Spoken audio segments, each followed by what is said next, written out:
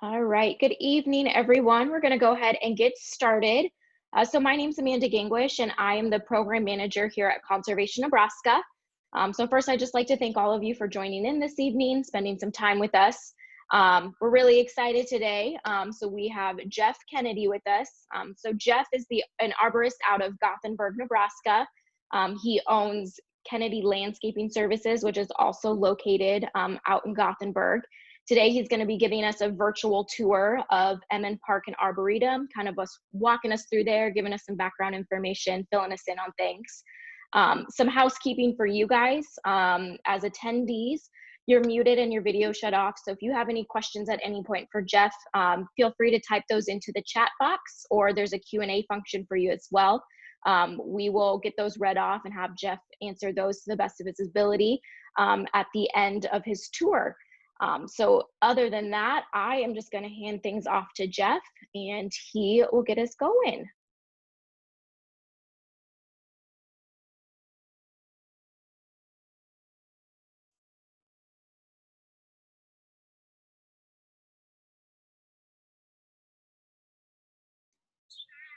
Okay, everything working? Yes, we can hear you, Jeff. Okay, all righty. So we're here in Ehmen Park here in Gothenburg. Ehmen Park is in kind of the middle of town, and it is a piece of, it's a square city block that was donated by Mr. Ehmen sometime in the 1800s. He was one of the original founders of the community. So we're very fortunate. This land has never been disturbed. Obviously grass has been planted and so forth. There used to be a band gazebo. We've got a Pony Express station, but it's never been tilled or leveled or anything. So the soil is very good. That allows us to put a lot of trees in here. We're in the middle of town. We kind of have a little micro environment. So we have trees here that again, we are an affiliated site of statewide arboretum. And so we are able to put trees here that maybe everybody wouldn't be able to have in this area. It gives us a chance to try them. And when I say we, I'm speaking of the Gothenburg Tree Board. And so we started the tree board in 1987. There was a lot of trees that were declining in this park, and so the city employees cut them down. We started replacing trees, and as we started doing this, we kind of fell into this idea, not really thinking, oh, we want an arboretum, but we fell into this idea of we want to plant different trees and see how they work and so forth. And so we've continued that to that point. So it does give us a lot of different trees. I cannot remember how many are in here. There is, I think, 75 or 80 different species of trees in the park. There's obviously some duplicates and that sort of stuff. So I'm going to just kind of start talking about some of the trees we do have in this park. This is a Rocky Mountain Glow maple, Acer granditatum. This is a smaller maple.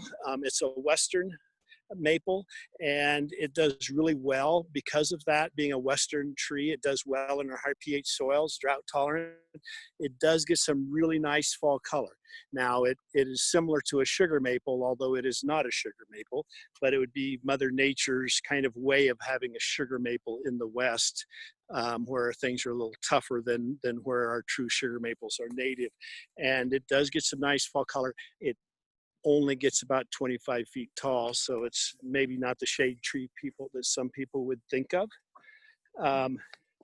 You can see most of these trees have a plaque down at the base identifying the tree. That's part of the Arboretum requirements. And then some of the trees also have been donated by different people, and so we have a plaque designating that.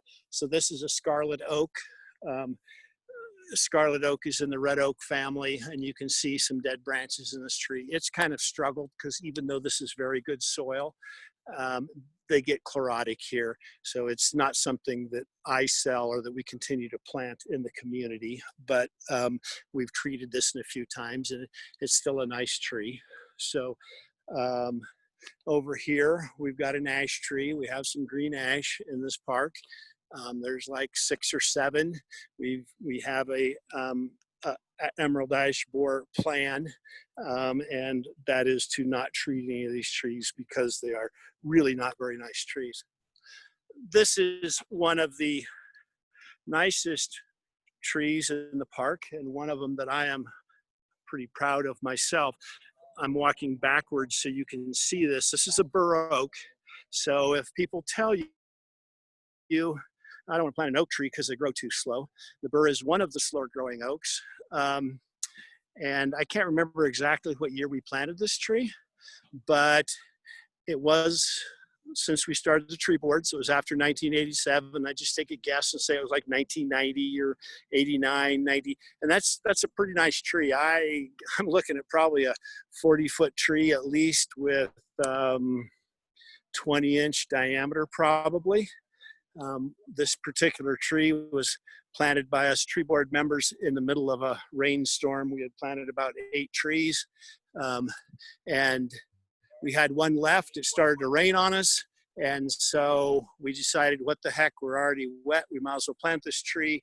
We did, and so I don't know if that has something to do with this being such a nice tree, but that is a heck of a tree. I'm going to do something that I enjoy. I don't know how well this will work for people such as yourself on this, but I love to lay down at the base of a tree and just look up.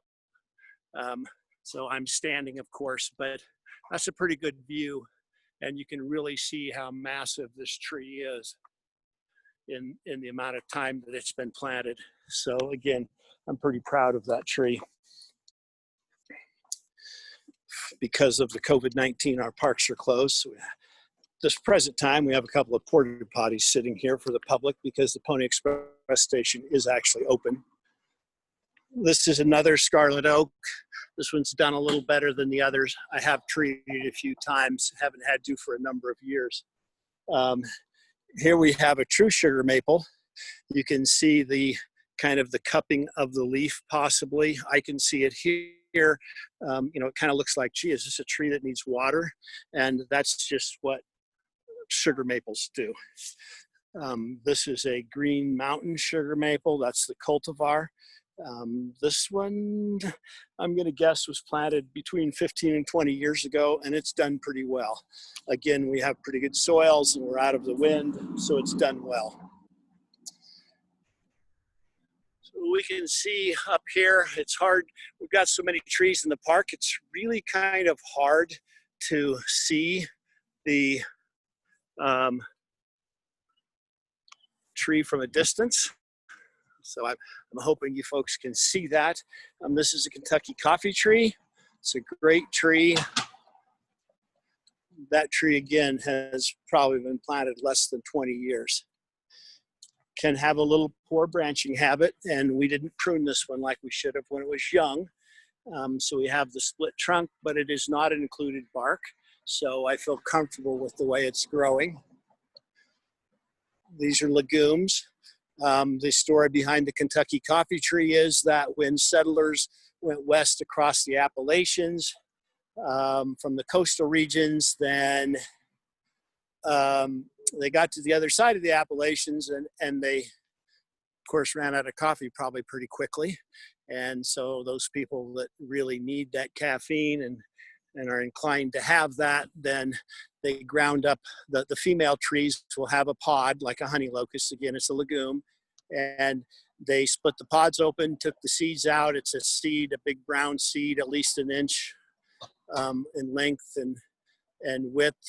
And they ground them up and made coffee out of it. So that's what happens to people who start having caffeine fits. This is just a northern red cedar.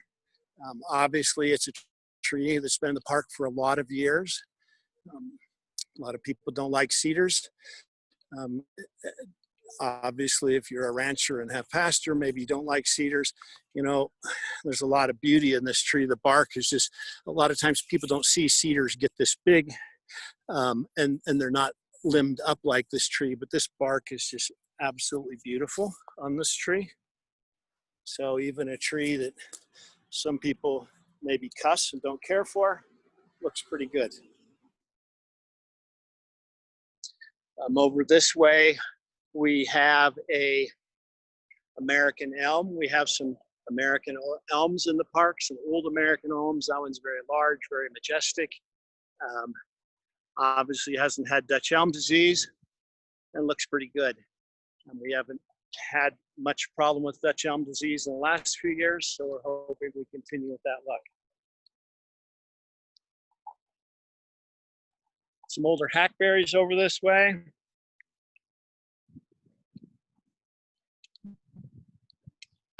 And here we have another bur oak. This is a bur oak that apparently has some sort of root issue with it. The leaves you can see aren't full size. This tree has been planted for 20 years. It's kind of a dwarf tree. It actually has very good health for a tree that hasn't done very well. So we're not really sure if it has girdling roots or what.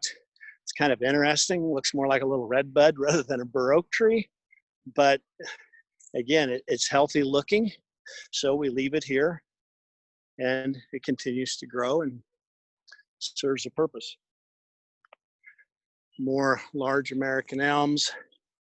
You can see the signage here for Ehmen Park. There's quite a few hackberries in this park. We've got a few silver maples. This is a very, very large silver maple. There's not very many of these left. Kind of a weak branch, poor quality tree. This park was completely full of silver maples when we started our tree board. I think in the first couple of years, we possibly removed maybe 25 silver maples that were in really poor shape. Kind of frustrating to some residents of the community, but they really probably were just sad to see the park not having very many trees and didn't really understand the fact that the trees were not doing very well. This is a silver linden. It's not a very common linden. It's kind of hard to find. The backside of the leaves kind of have a silver color.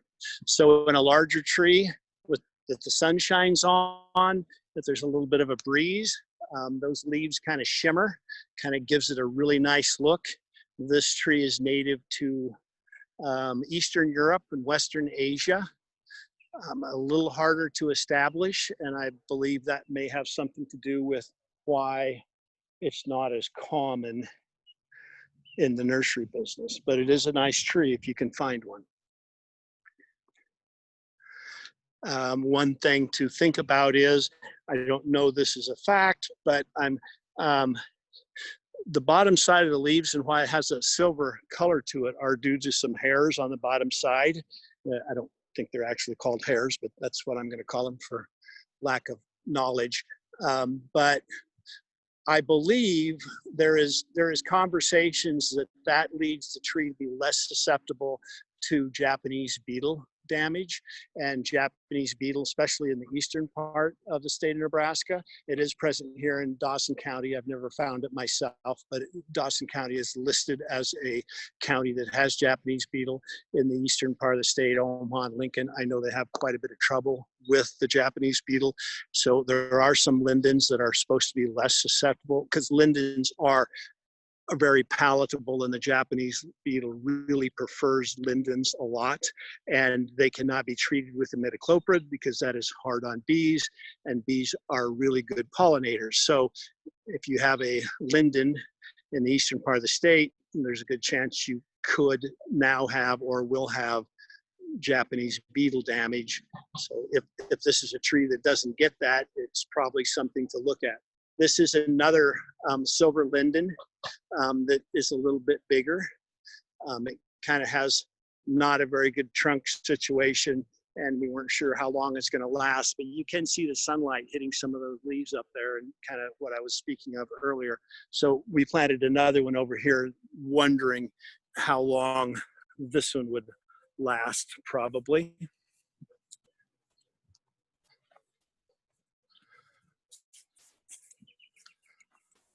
Got another hackberry over here. We generally try and stay away from planting trees we already have. I put this tree in for a family here because most of the hackberries in this park are very large trees, and so this was kind of like the next generation, so that sometime if those do disappear in the next 20 or 30 years, we would have another one started. It's a nice tree for Nebraska. native to Nebraska. Over here we have 3 Niobrara birch.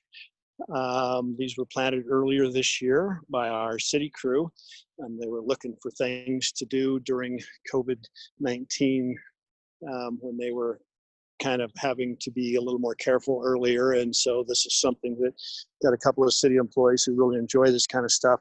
These were a gift from the Nebraska statewide Arboretum because they wanted this. This is a Niobrara river birch, the ones that are native to Niobrara Valley in Nebraska.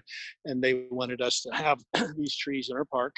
So we kind of had 3 of them, planted them in a clump situation here, and hopefully they do well for us.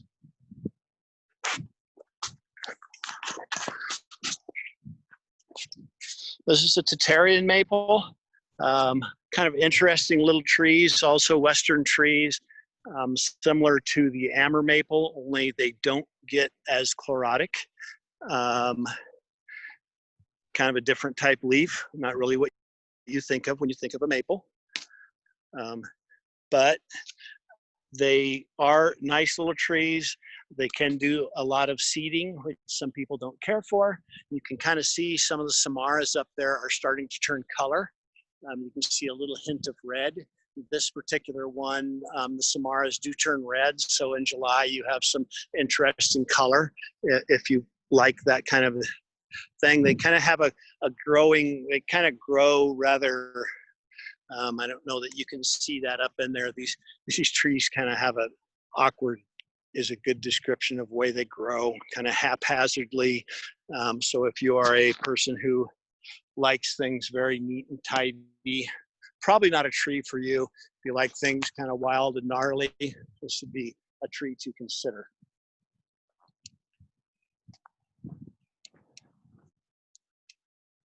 We don't really have any particular route to go with these trees, so I'm just kind of strolling around looking at different trees. Hopefully we get them all covered. I'm one of those persons that could talk a lot more than an hour about trees. So this is an elm. This is an American elm. It is a cultivar called Liberty, and it's just something we tried. I don't really care for this tree. It doesn't have a very good habit. Looks more like a Siberian elm than an American elm, and possibly, I don't recall, but possibly there was some breeding in it to make it resistant to Dutch elm disease, which included some Siberian elm, which would give it that kind of a look. Got a rather large linden here. This is a little leaf linden. This would be also a European linden. This is one of the lindens, and it does, you can see, has the smaller leaf. This is a tree that the Japanese beetle really prefers, and so something to think about. But they are nice trees, not real broad at the top, so they don't offer a lot of shade like towards your house, but if you're sitting underneath them, it's a very dense shade, very enjoyable. We don't have a lot of ornamental trees in this park. Mostly we've stuck with larger growing shade trees. We do have a few. We've got a crabapple here. This is Indian Magic. Again, very attractive bark. Really nice, deep. It's not a large fruit, so it's not going to cause a lot of problems, but it's a very dark color, very attractive. And this is a Cornus moss, which is a cornelian cherry dogwood. So it's a dogwood tree. This tree kind of wants to be kind of shrubby. As you can see, that's what it wants to do. I don't know how good a luck I'm going to have with this. It has very attractive bark on it. So had this tree been limbed up a little bit when it was younger, you would be able to see that. Now you kind of have to get down on your hands and knees. But this is a really, really tough tree, really hardy, something that should be used more often, either as a shrub or a tree. A little hard to find, but they're really cool. You can see up here, there's some green fruit. These turn a very, very dark red, similar to like the color of a Bing cherry. So, and they're not real messy, they're kind of hard. So when those are on the tree, they're really pretty. This is a tree that will bloom. I've got photos of this tree in bloom with quarters of an inch of snow on top of the blooms. So the flowers come out before the leaves do. It's very, very attractive.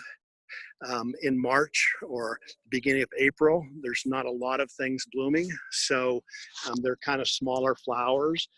It's not like a crabapple that stands out, but at that time of year, there is so little things blooming that it kind of stands out on its own. This is another linden. This is a green spire little leaf linden, which is just a cultivar of the little leaf lindens.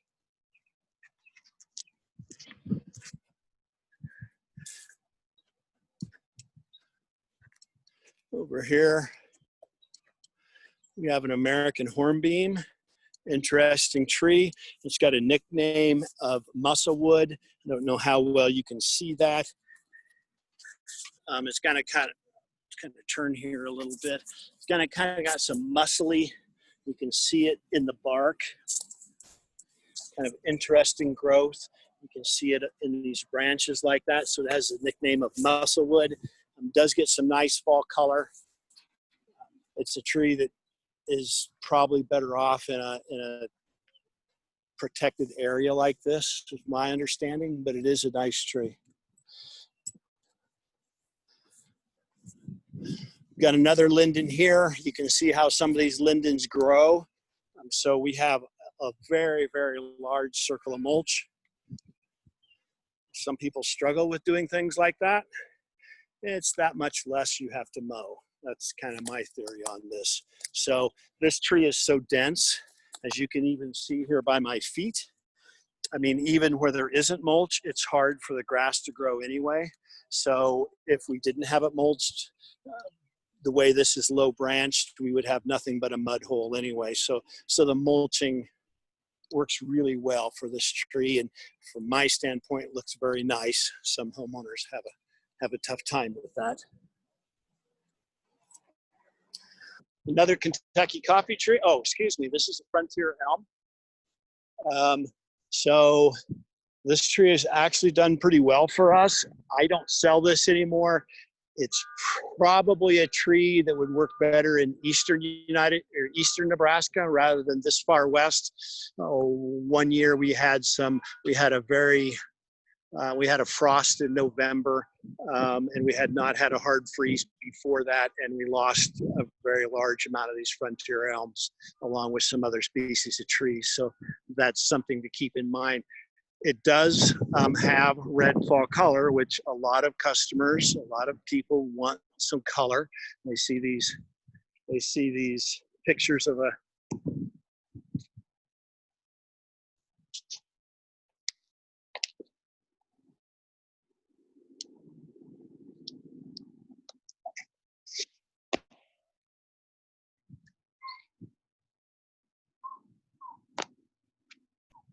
Okay, I'm not sure what happened there. I think we're going again.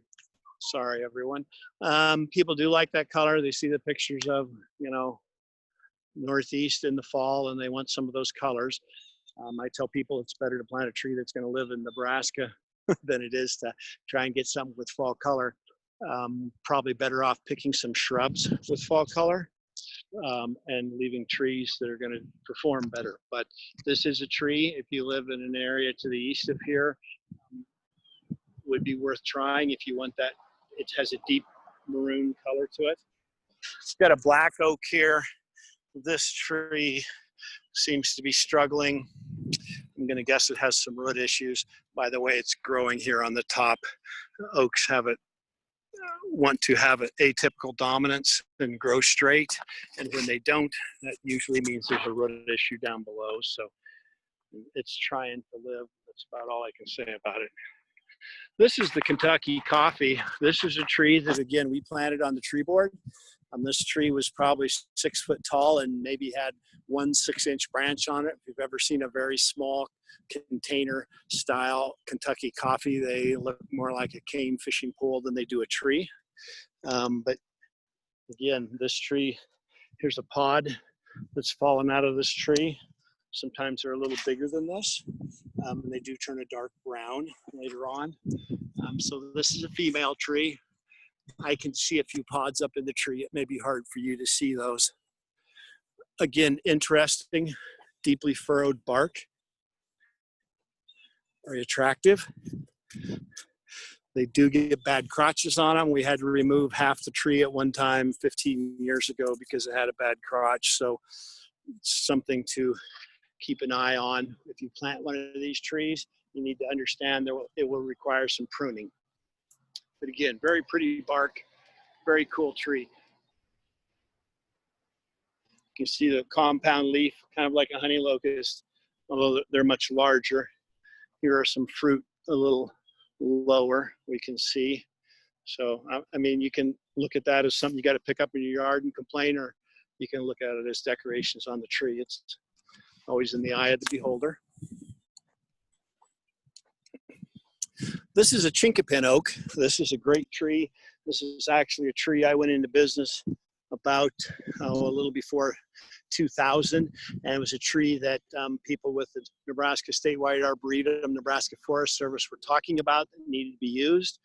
And the problem was it really wasn't available in the nursery trade. It is native to southeast Nebraska, and now it's readily available in the nursery tree, and it has done absolutely great. This is a tree I believe I planted in 2005 in the spring, and it was a 2-inch caliper, 1 3/4 caliber tree, balled and burlap tree. So you can see what it's done in 15 years. Pretty nice tree. Does not have your typical oak leaf like we often think of with the lobes. It's more like a chestnut leaf, but that is a very nice tree that should be used more of. Occasionally you can get a little bit of fall color with it, a little bit of rusty color. These are some trees that were planted last year through the Retree Nebraska program with the Nebraska Forest Service. This one is a Burgundy Bell red maple. This is the only red maple that I sell. Many of the red maple will grow from Florida all the way into Ontario. You know, eastern soils being lower pH and deeper, more fertile soils. This tree actually is taken from a tree that grows in northeast Kansas. So it's a tree that's going to be a lot more acclimated to Nebraska soils and situation. So that's a tree when people want a red maple. This one maybe does not have as bright a fall color as some of the other selections, because often that's what they're selected for, but they also don't work out very well sometimes. So again, I'm going to pick a tree that's going to do well in Nebraska over a tree that possibly won't. We have another maple here, and kind of the same story. This is a sugar maple. This is called a Caddo sugar maple, meaning that there are different cultivars of Caddo sugar maple. This is a John Pear Caddo sugar maple. This tree originates in Caddo County, Oklahoma. So again, rather than a tree that would be growing in the northeast part of the United States with a lot of moisture and deep, rich soils, less wind and less heat, this is a tree that grows in probably some poor calcareous soils, high pH in Oklahoma. So it's going to, be used to the heat and the wind and the tough situation. And so this is the sugar maple that I sell, and it does have very nice fall color. You have to be careful. You can't overwater it. You can overwater it. You don't want to. If you overwater it, they will go downhill rather quickly because they are used to growing in a tougher climate. Got a larger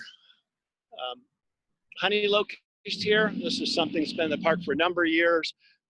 I don't believe it's something that we planted on the tree board, so I don't even know what cultivar it is. This is a hawthorn. Don't plant a lot of those here. Kind of low branch, decorative tree. Again, we stick with more shade trees in this park, although it does have some nice bark to it.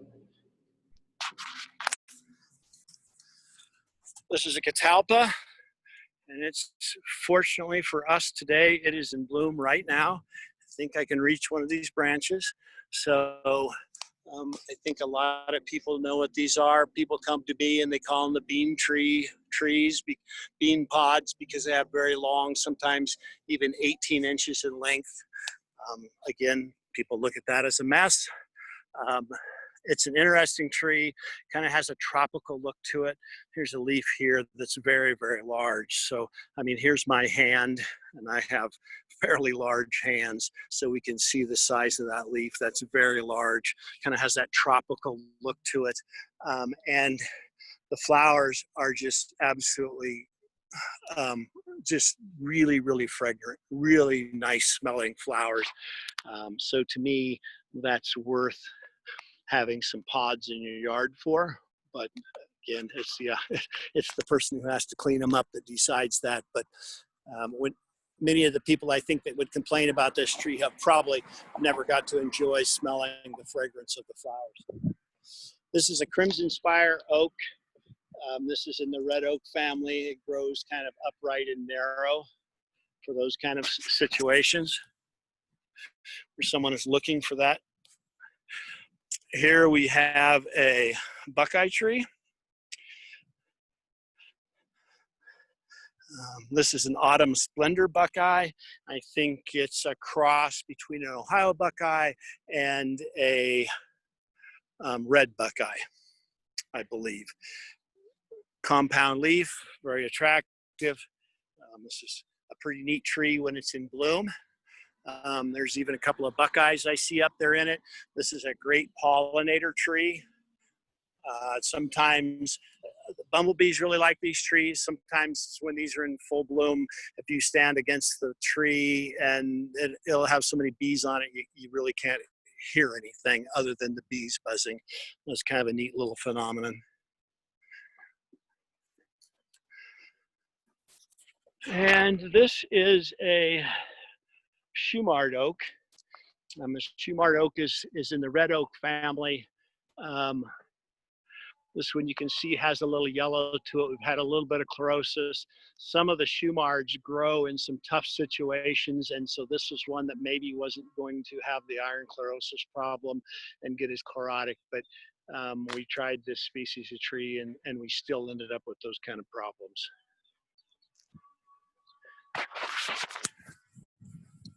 Got another linden here. This is a straight American linden, which is native to Nebraska. It's native in the Niobrara Valley, and it's native in the southeast part of the state. This is a really nice tree. It had the name of a bee balm tree, people would call it. People who had these trees would, in the past, and beekeepers would want to come to people and put these put their bee boxes under these trees because it makes very sweet honey, is my understanding. You can see the seeds on it. Some people don't like the linden because the seed bract here falls off like in July, gets in your lawn, and people like to complain about stuff, and I'm thinking just mow your lawn, it'll be okay. But each to their own.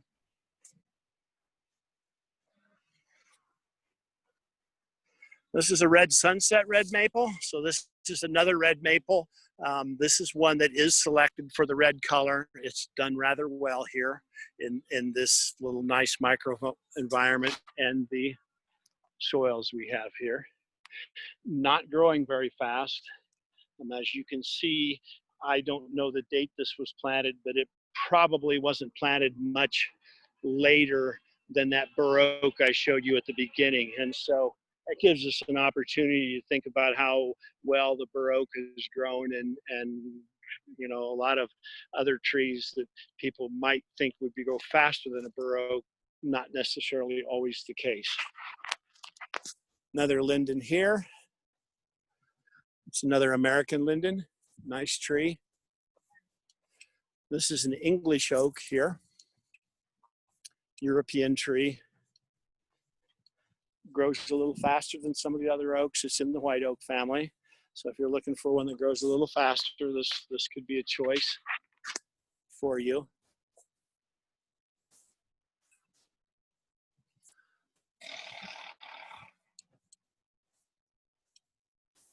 Here we've got a Japanese tree lilac.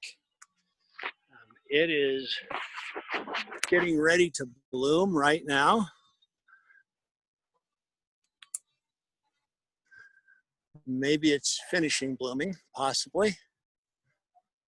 The blooms a lot of times are up at the top. I don't see a lot up at the top, and I'm wondering if the late frost we had this year did not affect the tree. I see a few more over on this side, and possibly a bloomed and I missed it and it's done blooming. We do have one walnut tree in the park. It's an older walnut, been here for a lot of years. You can see the shape of it there. I'm guessing it grew that way, possibly. Maybe some other trees in the area, the vicinity of that tree at one time would have kept the tree from growing straight, so it did what it could to find some sunlight. Now it has a lot of character. This is a white oak, which is a tree that's also kind of hard to find in the nursery trade. Sometimes it's a little harder to transplant. It does get some nice fall color. Unfortunately, if many of you can see this tree has considerable herbicide damage. I'm not sure if that's something from our Parks Department or if that's something that filtered in, but oaks, a lot of trees, but when oaks are just leafing out, when they're younger leaves and tender, they're really susceptible to herbicide damage. And you can see the cupping and the curling. It's kind of a little disappointing to me to see that. That's what we have. It's a good example of what you don't want to see on your tree. Those should be large, dark green leaves, kind of majestic.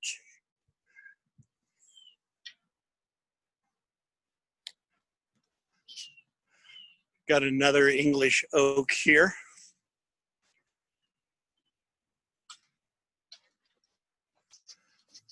Here's a ginkgo tree. This was planted in 2006. And we don't have a lot of ginkgo trees in town. We have some younger ones. We have a couple of them a little bigger than this. I think the late frost we had a pretty tough late frost here, as I know a lot of the state did. Clearing, it was in May, don't remember the date. I think it was at least a week into May, and it got down to 25 degrees. So it was pretty tough. And as you can see, that's what we've got going on with this tree. So I think it'll come through it. It's just gonna look a little tough for a few years. Ginkgo trees are really cool trees. A lot of people know the story behind them. Kind of a interesting leaf. People say it looks like a duck's foot. You can kind of see a little bit of that. There's some bigger ones up here that maybe the frost didn't damage as much. You can kind of almost see through them with the sunshine coming through. Kind of an interesting look.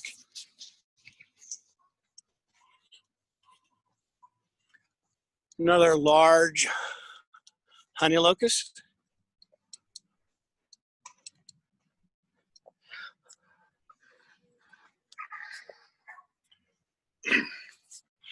Another not so common tree. This is a paperbark maple.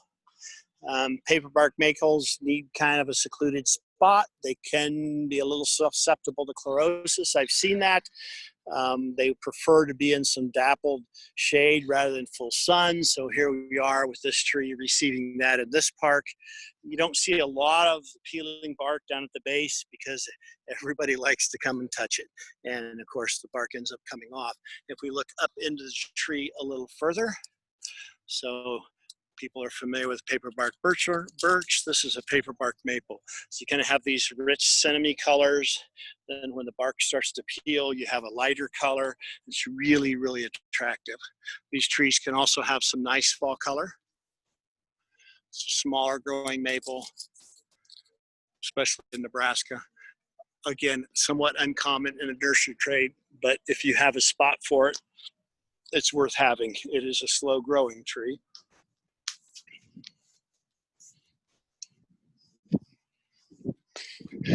Got some bald cypress here. We can see they're kind of a putrid little yellow color, so they need to be treated with some iron.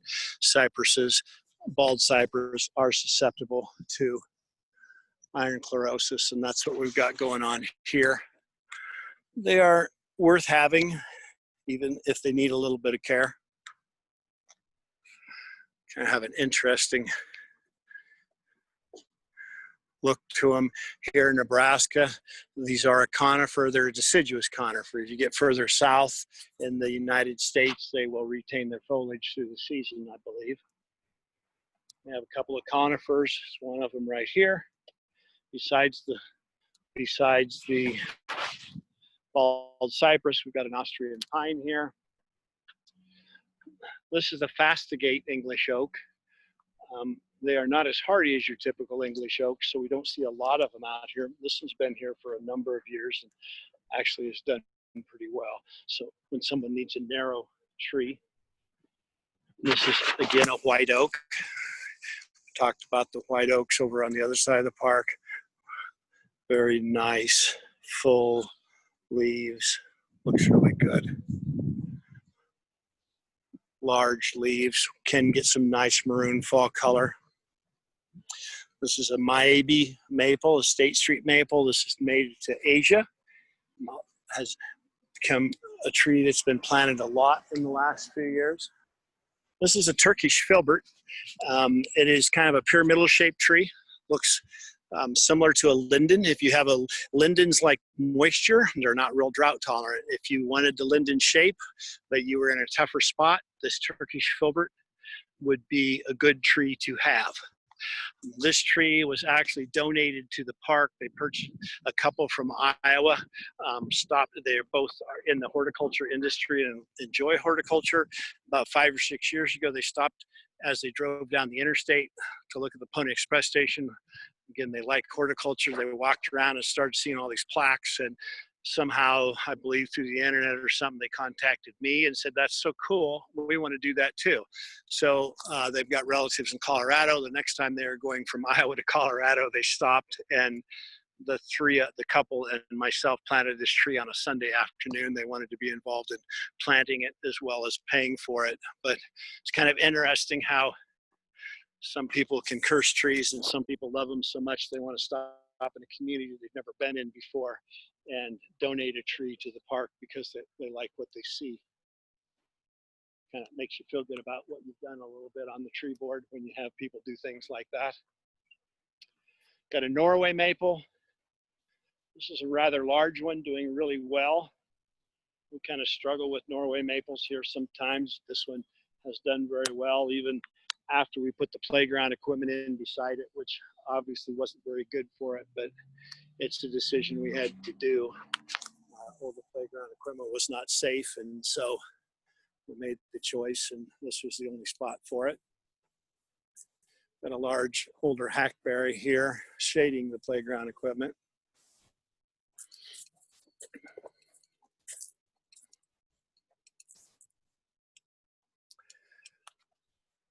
This is a black maple, which again is not very common. This is a green column black maple. This is the only black maple I can get. It kind of can have some apricot color sometimes and look good. You can see the drooping leaves. I believe this is a natural occurring hybrid between a sugar maple and possibly a red maple. I'm not sure, but I know that sugar maple, you can see the cupping of the leaves. I know that sugar maple is part of it.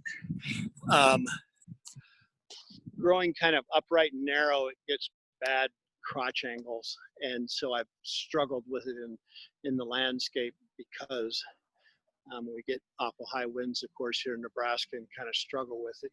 There are some black maples that are not this cultivar, and I think they would have better crotch angles, and they don't seem to be very available. So it's a tree I really don't use very often, but as we back up and look at it, you can see it's a very nice looking tree.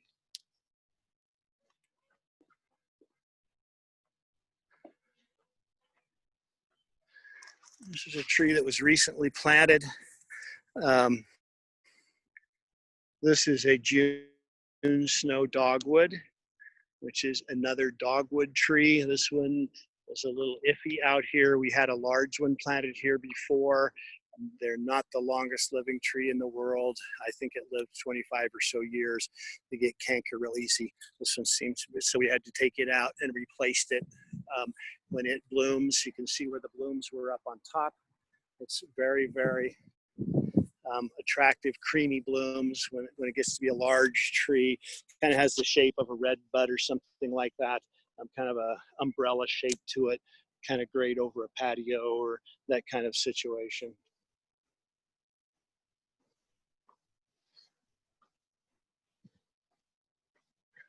Got a red oak here. And again, it seems to be doing pretty well. Whereas many of the red oaks get chlorotic, this one has always done great. Got another Norway maple here. People seem to love the purple-leaved trees, just like some color besides green. This one has been here for a number of years and done pretty well. Very slow growing.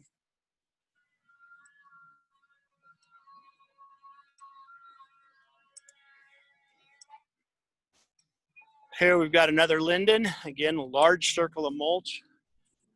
If you're not sure you want to do that to your house and want to see what it looks like, Ehmen Park would be the place to come to and check it out. You can see the space between the two trees where there's no mulch and it's just mud. So if you got that much shade, Norway maples cast a dense shade, the lindens cast a dense shade. You might as well have mulch if you're going to have mud. And we've got a mountain ash here. We had a bigger one over here where the sod's been replaced.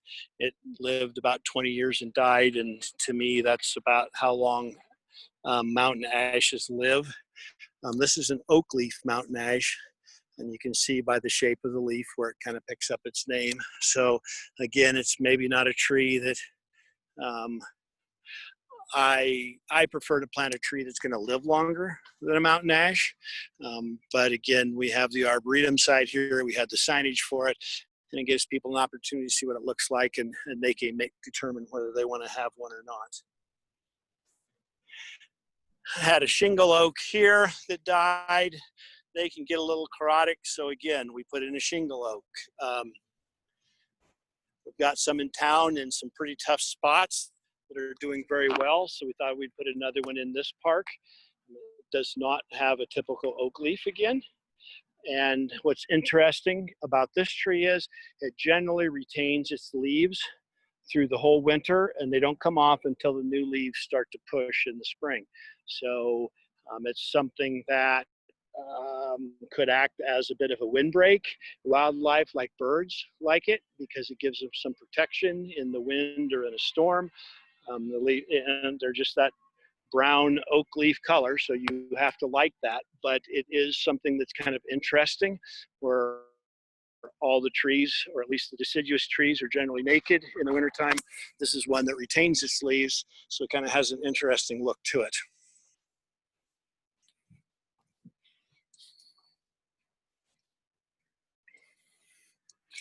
This is a really interesting little tree here. This is something I acquired one time. We planted it here and it never really got a top to it. So it's more of a large shrub. This is a Korean hornbeam. I had a nursery that had some of these. It's kind of unusual. Kind of has pretty bark to it. So I'm going to guess we have one of the few Korean hornbeams in the state of Nebraska. I've never seen them available in nursery trade since, but it is an interesting tree. Some people wouldn't like mowing around it. We do have it. This is a white spruce here. We do have a lot of white spruce in the park. So apparently, 100 years ago or whatever, that must have been a popular tree in the nursery trade, because there are a number of them in this park. We see another one here. We've got another park that's been around for a number of years, and there are quite a few in it. So that was a common tree at the time. This is a Valley Forge American elm. You can see the damage on the trunk up there. This is a tree we planted as a small tree. Valley Forge was a tree that was bred to be very, very Dutch elm disease resistant, and in that breeding they failed to look at the tree as a whole very much. As far as I'm concerned, it's not very common in the nursery trade at all anymore, because you can see the branching habit, it just splits apart. We've got some damage to this one, and I'm pretty certain if it wasn't in this park secluded here like this with all of these trees around it, this one would be all broken up too.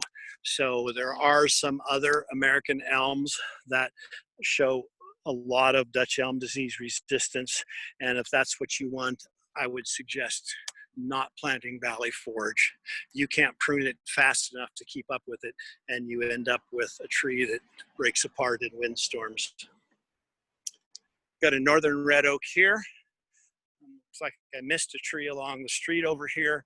This is a heritage oak, which is a cross between a couple of different oaks, and I cannot remember what they are. It may be a burr and a swamp white. I do not remember, but it's a hybrid oak, and they've actually done pretty well. So I think the idea was you get some of the strength and hardiness of a burr oak, along with maybe another oak that would maybe make it grow a little faster. We've got two red oaks right here. This is a scarlet, I guess, and this is a red. Had trouble with these trees one time with chlorosis, treated them once, kind of got them over the hump, did a treatment with soil, putting stuff in the soil, and we've never had to treat them since. So they did respond well, and that's kind of fortunate.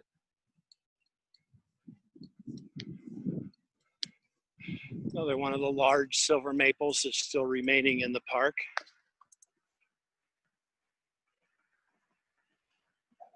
Got a really fun tree here. This is a yellowwood. This is a legume, similar to the Kentucky coffee tree or the honey locust we saw.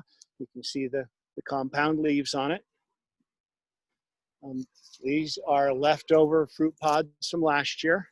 This is a tree that when it does bloom, and it does not bloom every year, at least here in Nebraska, when this tree blooms, it's a white racemon, I think is what it's called, kind of hangs down, kind of like the honey locusts do.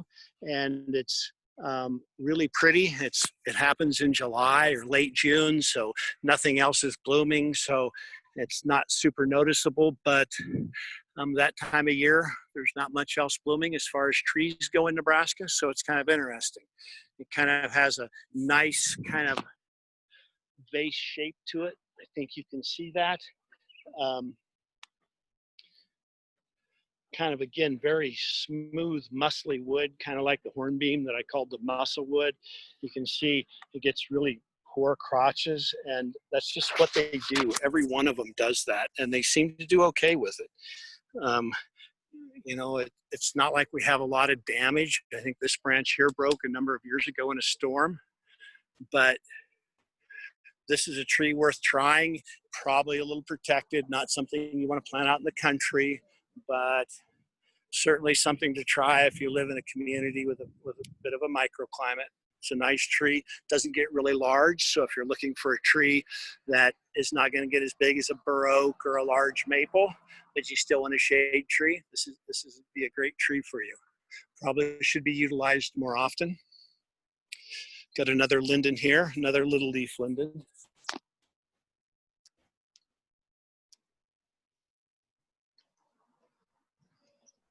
Got an elm here, and I can't remember what elm this is.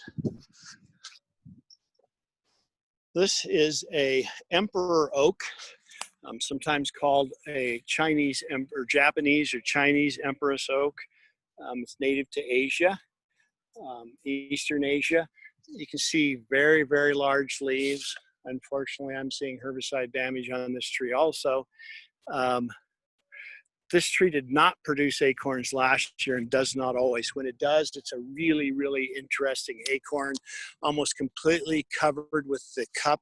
So even more than a bur oak, it's fuzzier, a really giant Velcro. It's really, really interesting. I've also had some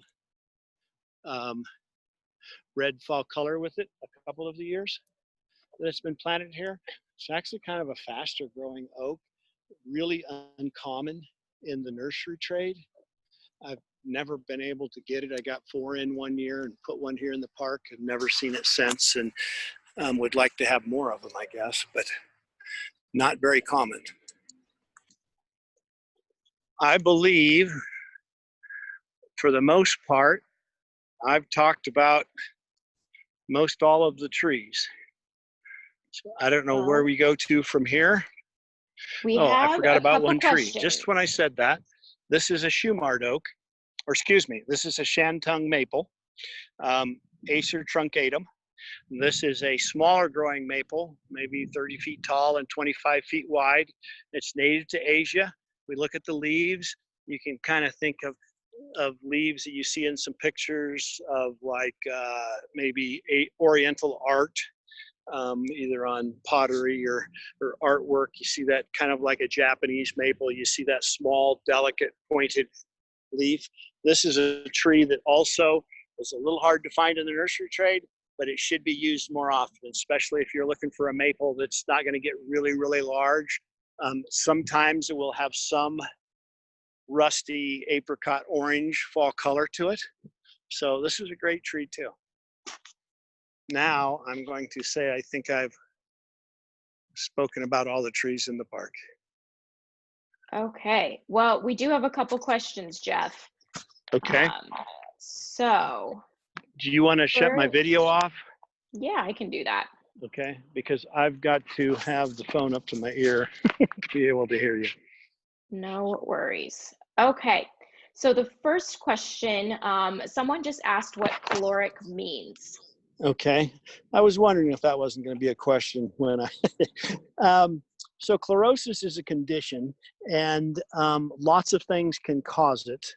But when you have yellowed leaves, and a lot of times, I know UNL. The extension service has some stuff you can look online. It would be a really good place to see some of this, what I'm trying to describe. But the trees that are susceptible to chlorosis, you have yellow, pale yellow leaves, but often the veins of the leaves are a darker green. And so that can be caused by a lot of different things. A tree that's declining, a tree that poor condition, poor roots. Often it has to do with our high pH soils. People will come to an arborist and think that they have, that they just need to add a micronutrient to correct it. And you have to know that it's your soils that's causing the chlorosis rather than another problem. But when it's the soils, so when I was speaking about the chlorotic conditions of a red oak, for example, or the scarlet oak, then that is because of our high pH soils, it ties up. With oaks, for example, it's iron. With maples, a lot of times it's manganese, but it ties up micronutrients that is not available to the tree, which causes problems as the tree is growing. So to me, you try and avoid planting a tree that's going to be a maintenance issue. We can treat some of these trees. Oaks, for example, treat pretty well. The bald cypress treats pretty well. The maples are harder to treat. So to me, I tell people, let's not plant a maintenance issue. One, you're going to pay somebody to treat your tree, and two, it may not be very effective. But that's kind of, it's more of a chemistry issue than it is probably a horticulture issue. But it has to do with the soils and how things are tied up when the pH is high. So the micronutrients may be available in the soil, but the high pH ties them up so they're not available for certain plants to utilize. Okay, perfect. Another person asked, and I'm going to modify the question a little bit, how many of the tree species in the park are native to Nebraska? Boy, that's a question I've never thought about, and it's a good question, and I don't know. I would have to think about that. We have a very nice pamphlet that was put together by a committee. The Arboretum actually the Nebraska statewide arboretum, to be an affiliated site, requires a curator, and actually a local garden club called the Gardeneers raised their hand and volunteered to do that. So they're actually the curators of the Ehmen Park. And so we had a committee involving community members, garden club people, tree board people, public officials, and we came up with what we were going to do, like with the signage that's at the base of each tree. And we came up with a really nice pamphlet, if you will, folds up like a map that has a picture of all the trees and has a location of them. I could not locate one, and I think unfortunately we may be out of them right now, and or else they're in the Pony Express station, which is currently not open at this hour. So that would be an easy way, and that may be, I think if you go to, that may be available online on the City of Gothenburg's webpage. I'm not for certain about that, but I think it might be. But I would say there's a good share of these trees that are native. Obviously, a lot of them aren't, but I would guess we may have 20 or so that would be native, possibly more than that, closer to 30. Okay, perfect. Cindy asked, how many human hours does it take to take care of the park, and do you have a volunteer crew? No, we do not have a volunteer crew, and I could not tell you how many hours it takes care of. We don't have a lot of, there's a fountain in the middle of the park, and there's some flowers planted around it, and that is kind of taken care of by a couple of volunteers. As far as, so we don't have a lot of flowers and shrubs and that sort of stuff that needs taken care of. So basically we have city personnel, parks people, who take care of stuff. And we have a couple of people on, they're actually linemen who like trees in our electric department, which is kind of ironic because a lot of linemen don't like trees because trees get in the way of power lines and cause problems in storms and so forth. So we're fortunate to have a couple of city employees that are in the electric department that really like trees. One of them is a certified arborist, so he does any of the pruning that needs to be taken care of, and then the parks guys do the mulching that we saw around the trees so that they don't get bumped into by mowers and that sort of stuff. How many hours goes into it, I do not know, and I'm guessing that our parks personnel do not keep track of the individual park when they're working on it. So I don't think that's really information that would be available. Okay. We had someone who asked, they live in Gearing, Nebraska. They wanted to know if the first maple tree you showed, I don't know if you remember which one that was, so maybe just what kind of maple trees would do well in Gearing. They have high pH soil and problems with chlorosis. Okay, so probably what I would do is, you know, I've driven through Gering and been there a couple of times, and that's the most I know about Gering. I do understand they have pretty high pH soils. Gering and Scottsbluff are fortunate that our community forester for the western half of Nebraska actually lives in Gering, or based out of Scottsbluff at the research center there. So that would probably be a source of information. They don't, you know, there's two community foresters for the state of Nebraska, so they don't go out and make house calls and all that information and things like that. But there is opportunity. They would have information available. I know the Nebraska Forest Service has some tree lists, and some of them are like for eastern Nebraska versus western Nebraska. I'm thinking that the first tree I showed that was a maple is this Rocky Mountain Glow, which is actually a cultivar of the big tooth maple, or Acer granditatum, and that is a tree that I'm assuming should work well there, because that is a tree, again, that is a western maple tree, so that is something that should work well there. Okay, And perfect. the John Pear sugar maple, the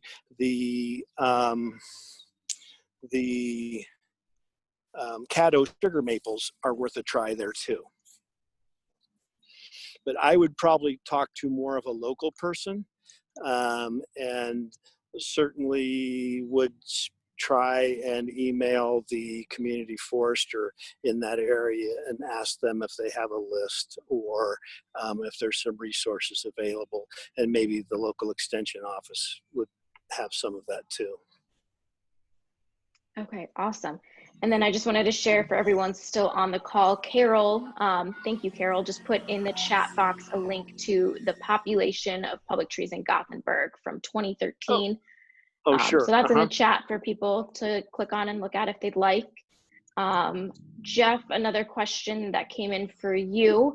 Charlene asked, she has 2 little apple trees that started to lean, so she tied them back so that they're standing straight, and she just wants to know how long to leave the ties on them. Well, when someone plants a tree, we generally only recommend staking it for 1 year. Now, sometimes that doesn't work, and sometimes it's a really tough spot.